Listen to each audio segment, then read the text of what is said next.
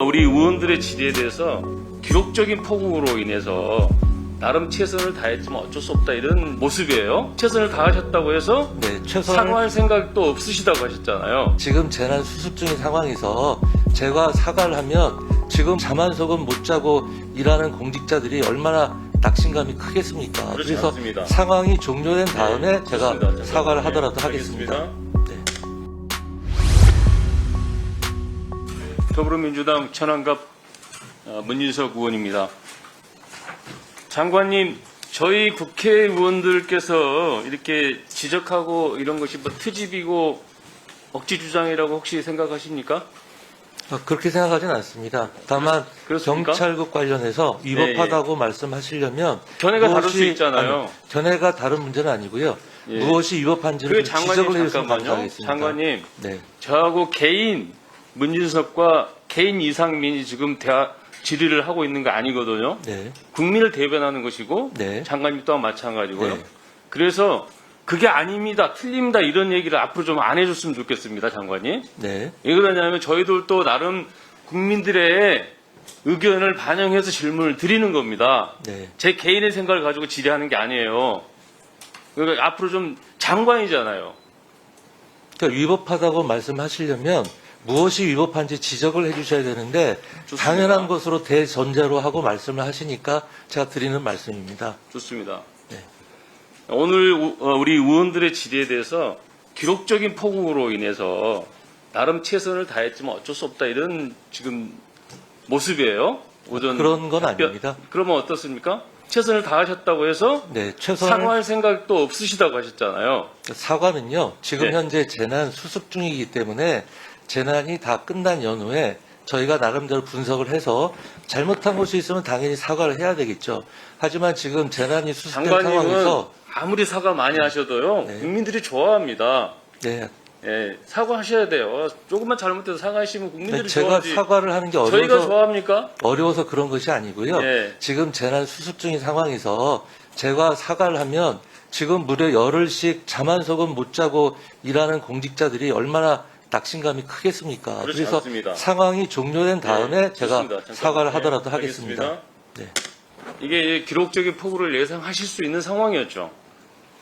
조금 틀립니다. 왜냐면은 예. 폭우가 온다고 했지만 예, 예. 이번 폭우의 특징은 뭐였냐면은 예상하지 못한 아니요, 상황이었습니까? 잘 그러면? 아시다시피 띠로 비가 왔습니다. 띠로. 아니 그래서 네, 그래서 어쨌든 피해가 뭐 컸던 겁니다. 300mm가 쏟아졌고 이미 네. 쏟아진 상황이고 추가로 400mm 이상의 비가 예측이 된다고 얘기했지 않습니까? 그러면 이게 보통 때보다 훨씬 더 많은 비가 내릴 수 있는 상황이라는 걸 누구나 다 예측 가능했잖아요.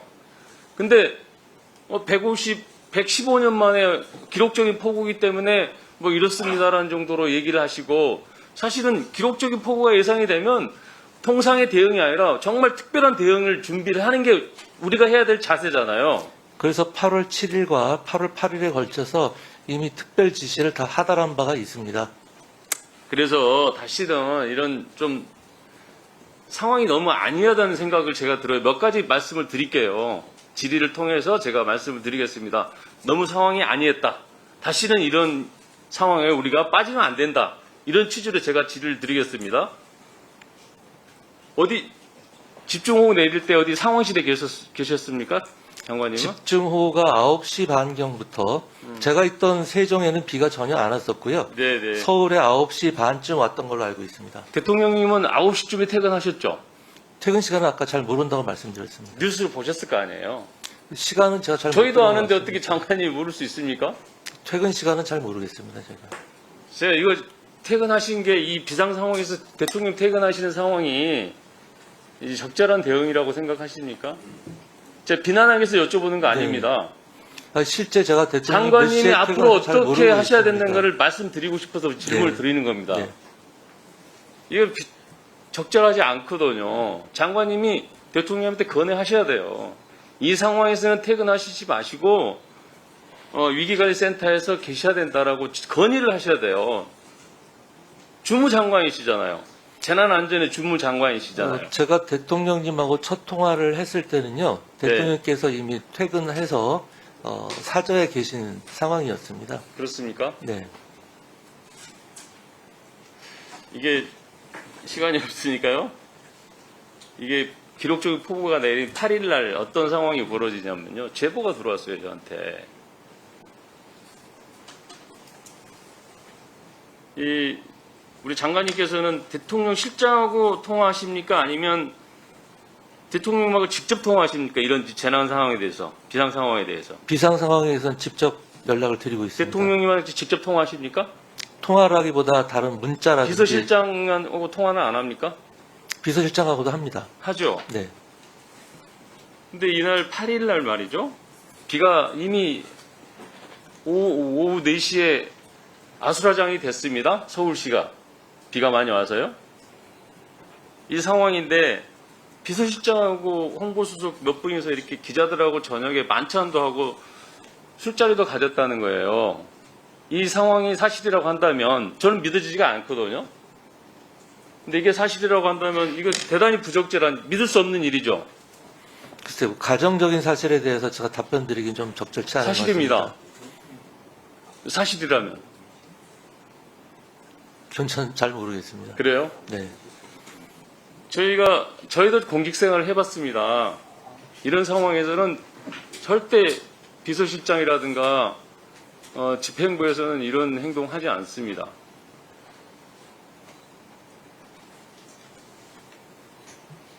이런 것들이 결국은 재난을 대하는 태도가 너무 안일하다는 겁니다.